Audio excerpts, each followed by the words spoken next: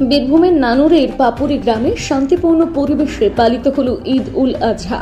একসাথে খুশির উৎসবে মাতল গোটা গ্রাম। এই খুশির উৎসবে সামিল হলেন বীরভূম জেলা পরিষদের সভাধিপতি কাজল শেখ।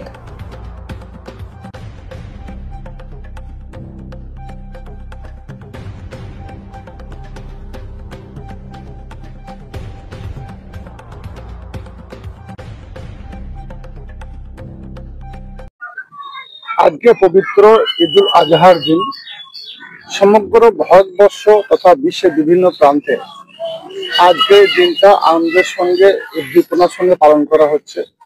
আজকের এই দিনে ইসলাম ধর্মে বিশ্বাসী সমস্ত মানুষকে পবিত্র আজকের এই দিনে প্রীতি, শুভেচ্ছা, ভালোবাসা এবং অভিনন্দন জানাচ্ছি। সঙ্গে সঙ্গে আমি বঙ্গবাসী, বাংলায় বসবাস করি।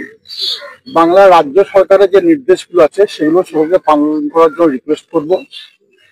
রাজ্য সরকার যে নিয়মগুলো দিয়েছে আজকের এই পবিত্র দিনে ইসলাম ধর্মে বিশ্বাসী মানুষ যারা আছেন, যেমন আপনারা কুরবানি অবশ্যই করবেন, কিন্তু কুরবানি করার পরে যে অবশিষ্ট অংশগুলো থাকবে সেইগুলো যতটা সম্ভব গর্ত করে মাটির নিচে পুঁতে রাখবেন, কারণ এখান থেকে কোনো দুর্গন্ধ যেন না ছড়ায় সকল লক্ষ্য রাখার অনুরোধ করবো।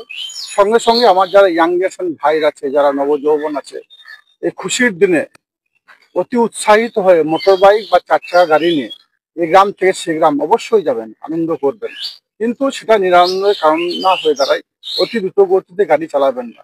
তাছাড়াও আমরা বাংলার বুকে সাম্প্রদায়িক সম্প্রীতি বজায় রেখে চলি। তাই যারা কুরবানি করছেন তাদের উদ্দেশ্যে একটাই বার্তা, রাস্তার ধারে বা কোথাও কুরবানি করবেন না। যদিও করতে হয় তাহলেও সেটাকে পর্দা আড়ালে করার জন্য সকল অনুরোধ করবো। সঙ্গে সঙ্গে সকলে ভালো থাকুন, সুস্থ থাকুন।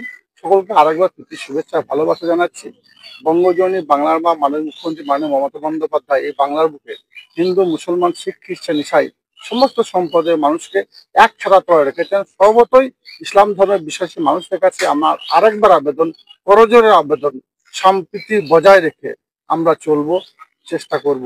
ভালো থাকুন, সুস্থ থাকুন। ধন্যবাদ।